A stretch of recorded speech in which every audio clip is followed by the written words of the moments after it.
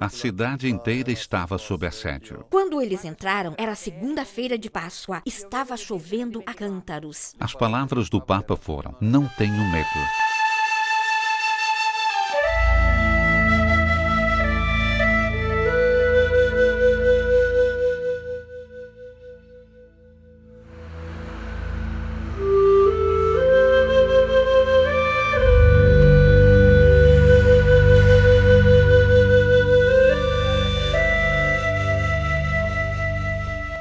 Passaram-se 10 anos do assédio à Igreja da Natividade quando, em 2 de abril de 2000, um grupo de soldados palestinos entrou na igreja que conserva o lugar do nascimento de Cristo. Foi início de um evento que se estendeu durante quase 40 dias. Aquela triste página da história que marcaria o conflito entre israelenses e palestinos foi confiada aos depoimentos e testemunhos de quem viveu, em primeira pessoa, longos dias de espera e sofrimento. Sono andato alla mia stanza a riposarmi un po'.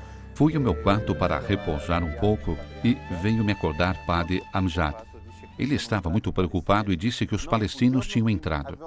Nós tínhamos fechado tudo um dia antes, a Basílica da Natividade e também a nossa igreja, nosso convento. Mas eles, todos os palestinos, entraram no nosso convento.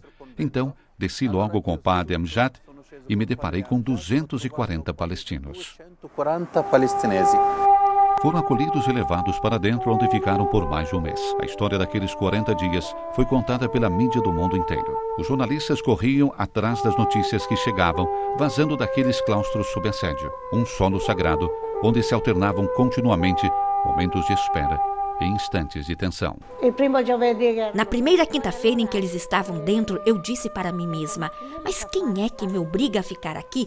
Porque eu ouvia os tiros do lado de fora. O exército israelense rondava a basílica e o convento. Ao verem qualquer movimento, os soldados atiravam, deixando alguns mortos. De vez em quando, matavam alguém e o deixavam diante da cozinha, na entrada. Ver um morto dentro da basílica, sparato. Ver um morto dentro da basílica, alguém que tinha sido morto a tiros, e não ter a possibilidade de enterrá-lo naquele momento, deixou-me apavorado. Onde está o homem naquele momento? E por que todo esse ódio que está crescendo das pessoas que atiraram nele? E por que é que atiraram nele? Que l'hanno sparato, é porque l'hanno sparato. Ao longo dos dias, a situação estava se tornando sempre mais difícil. As negociações pareciam ter se detido sem resultado e a aflição começou a crescer entre os que se encontravam na basílica. Faltavam comida e água e ninguém sabia o que estava acontecendo e como as coisas iam se dar. Começamos a racionar a comida. Preparávamos um só alimento, um para amanhã e um para o meio-dia. Depois acabou o pão, acabou também a farinha. Eram 250 pessoas. E o que fazer? Era uma situação perigosa, pois ninguém sabia o que aconteceria depois. Estávamos sempre sob pressão, preocupados, e não tinha muita escolha. Talvez 2 ou 3 opções. Uma era deixar-se prender, outra deixar-se deportar ou matar. Or to be deported, or to be killed or injured. Quando os superiores nos disseram: vocês querem sair? Nós nos negamos, dissemos não. E depois, os superiores nos deixaram livres. Fizemos uma escolha todas juntas, pois dissemos: é agora que eles precisam de nós. É agora que os frades precisam de nós, pois nosso apoio foi de grande ajuda também para eles. Irmã Nunciatina cuidava do fogão, na cozinha, para evitar que quem estava dentro morresse pela escassez da comida, e continuava a esperar. Em um certo momento, o telefonema de Padre Ibrahim começou a tocar. João Paulo II queria falar com ele. Continuem a resistir, disse o Papa. Estou com vocês e rezo com vocês. Ninguém acreditava. O pontífice, com aquele telefonema, foi capaz de transmitir novamente esperança e a evitar um massacre. Eu disse ao Santo Padre se ele desejava uma comunicação direta com a Basílica e ele disse que sim. Peguei meu telefone e liguei para Abuna Ibrahim. O Papa acompanhava diariamente a situação dentro da Natividade e pediu à diplomacia vaticana que trabalhasse para as negociações terem bom êxito. Mas o Santo Padre, quando falava sobre essa situação, dizia sempre: há um mistério por trás de tudo isso. Não são apenas negociações entre questões humanas. Há um mistério em toda esta terra. C'è un mistero in tutta questa terra. Se aquele telefonema permitiu evitar o massacre, o afeto do Papa por Belém se verificou mais vezes. Quando è venuto qui durante il 2000, Quando veio aqui em 2000, eu tive a alegria de estar com ele na Gruta da Natividade. E ele começou a rezar o ofício. E permaneceu 1 hora. l'ufficio è rimasto 1 ora.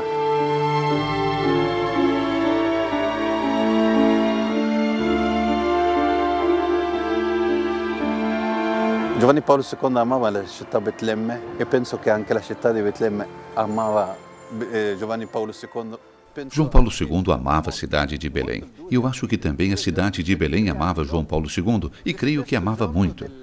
Ele faleceu em 2 de abril, 3 anos mais tarde, no mesmo dia do início do assédio. Lembro-me muito bem que muitos jovens do campo de refugiados de Deizé, de Aida, todos vieram a recordar esse Papa que esteve realmente próximo a nós para recordar esse telefonema, do que ele fez por nós. Questa telefonata, di quello che ha fatto per noi. Inclusive, todos os apelos pela paz lançados pelo Pontífice todos os dias durante aquele período. Palavras de um homem que realmente sofria, impulsionado por um genuíno desejo de justiça, em apoio ao importante trabalho de mediação dos frades. Nossa presença como franciscanos obrigou ambas as partes a encontrarem uma saída, uma solução diplomática para essa situação.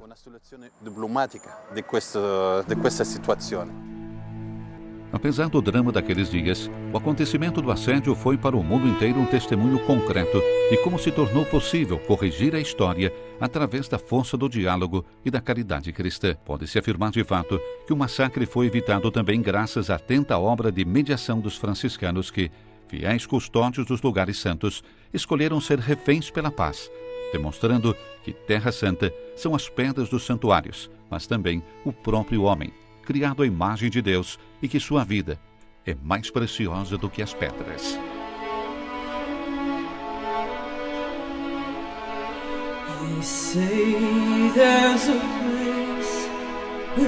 O primeiro dia das negociações foi em 23 de abril.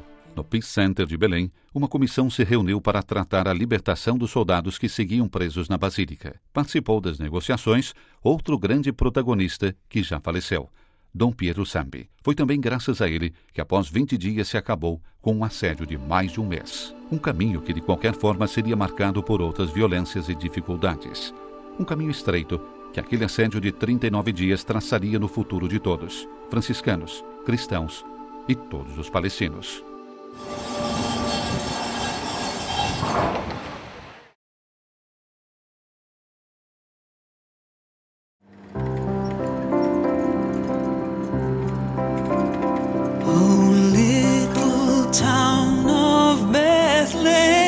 O balanço daqueles 40 dias foi de 8 mortos e 27 feridos. Em 10 de maio de 2002, quando o último dos refugiados pôde sair da Basílica, todos pensaram que logo voltariam à normalidade. Ninguém sabia ainda o que aconteceria daí a pouco.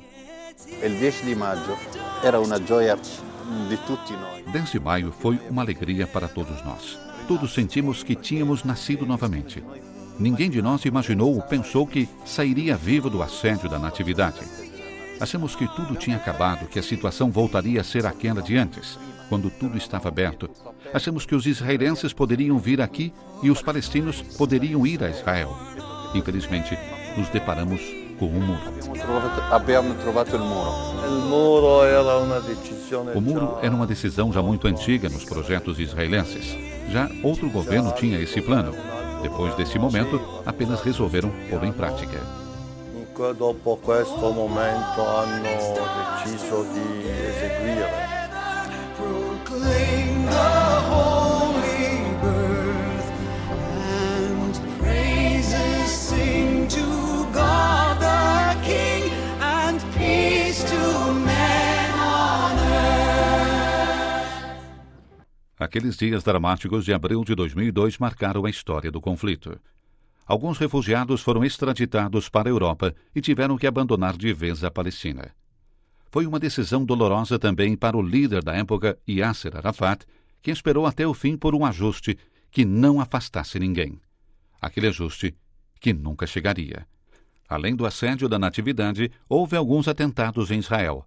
A subseguência dessas atividades terroristas fez com que o governo de Tel Aviv tomasse a decisão de erguer uma barreira de proteção, com paredes de concreto de 9 metros de altura. Os dias piores da minha carreira foram quando me disseram que Israel pretendia construir um muro que cercaria quase toda Belém. A construção do muro avançou rapidamente. A cidade natal de Cristo foi isolada e logo a economia palestina atolou-se em uma profunda crise. Os turistas que desejavam visitar o berço da cristandade diminuíram sensivelmente e todos aqueles que trabalhavam em Jerusalém precisavam de uma permissão expedida pela autoridade israelense. Milhares de famílias ficaram presas dentro da cidade, segregadas em um lugar que não oferecia trabalho e onde os recursos já naquela época eram limitados.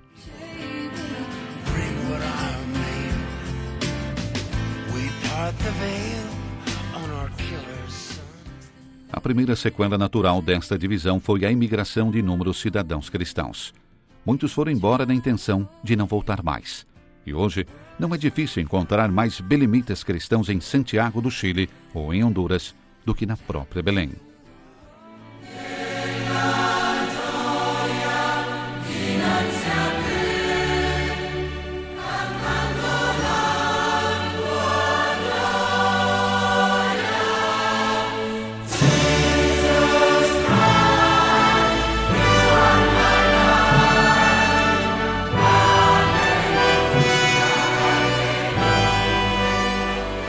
Em 2003, um ano após a construção do muro, São João Paulo II, falando da Terra Santa com muita veemência, condenou a construção do muro entre palestinos e israelenses, declarando: a Terra Santa não necessita de muros, mas de pontes.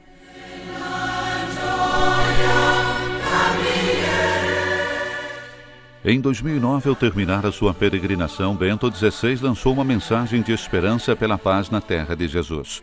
O muro que eu vi em Belém é uma das visões mais tristes da minha viagem.